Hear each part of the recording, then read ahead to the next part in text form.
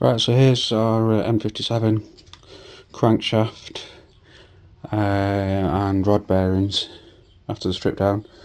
So I mean, we knew this was a problem anyway, but just to show how bad it can get. This is let's look at the crank. So this is cylinder number 1, like mega scoring on there. Number 2, let's get some focus. Sorry. Let me get away from the light. Okay, back to number 1 there, sorry. That's number 1. Let me put the camera's light on. It's my phone instead of this torch.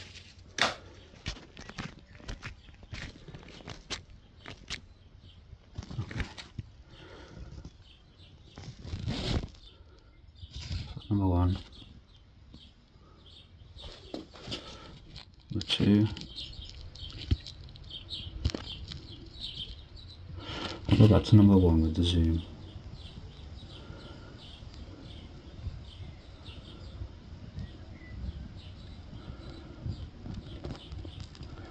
It's quite a good camera on this phone.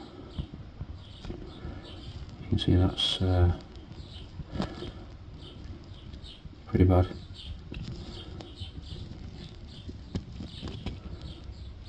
So yeah, number 1.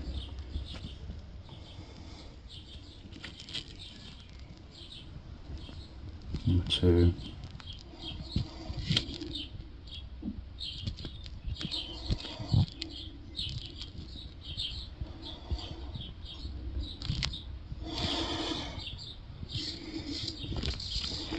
Number 3.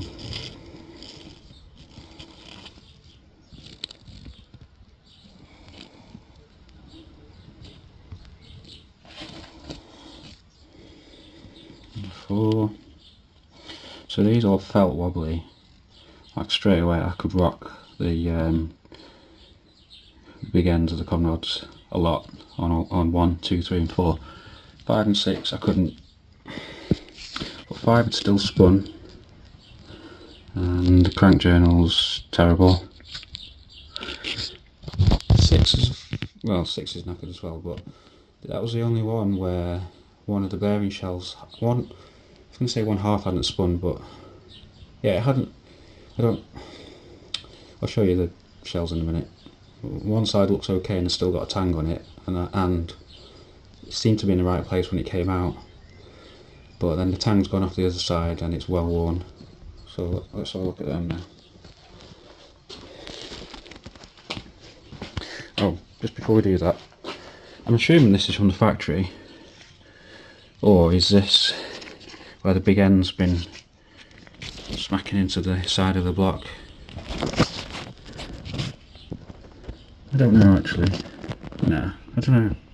But it's almost like the block is machined to allow the side of the rod end. No, it can't have been catching, because they'd be shiny, and they're not. Okay, so no, let's just machine the block. Anyway, right, okay, back to this then. So cylinder number 1.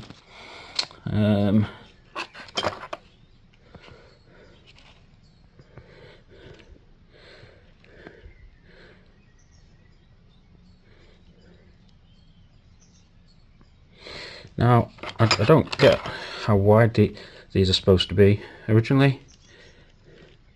I think they're supposed to be thinner than that, and it's been squashed out. Either that, or they're all supposed to be a lot wider and they've all lost a lot of material. I find it a bit strange that that one is so wide.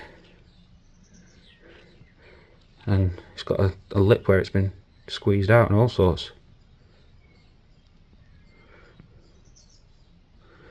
So that's the piston side of number 1, and that's the cap side.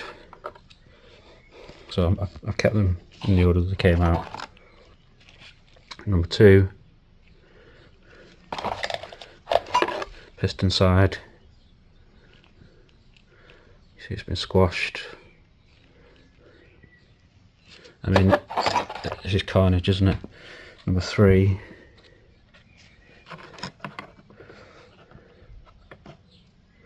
So opposite here for some reason, unless I got confused, but I don't think so. You know, maybe I put them in the box in the wrong order, but I don't think so. So number 3, this is the cap end.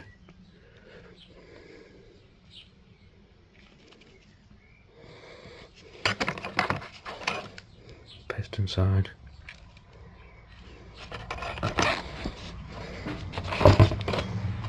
Number 4.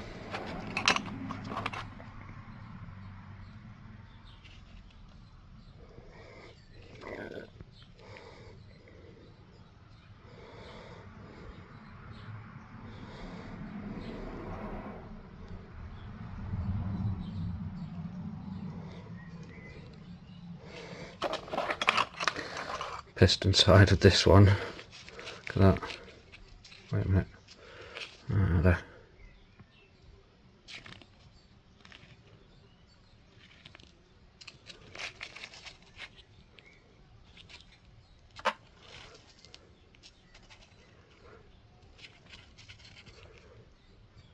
Sorry about the focus.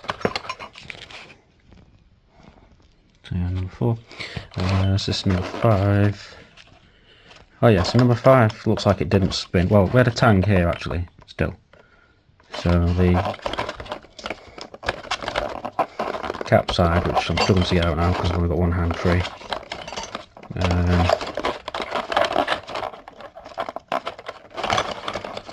Here we go.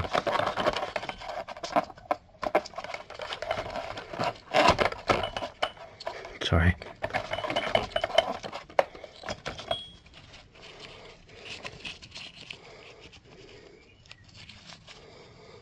So you see, when you compare that to the others, you know, it's a uniform width and quite thick actually, so I'm just remember where this came from. So yeah, it's pretty obvious that the width of this is from it being squashed. Well, I think so anyway. But just look at the difference. So they're both from the oh no, they're not both from the same side, but it's quite different, isn't it? So yeah, that was the piston side for that one.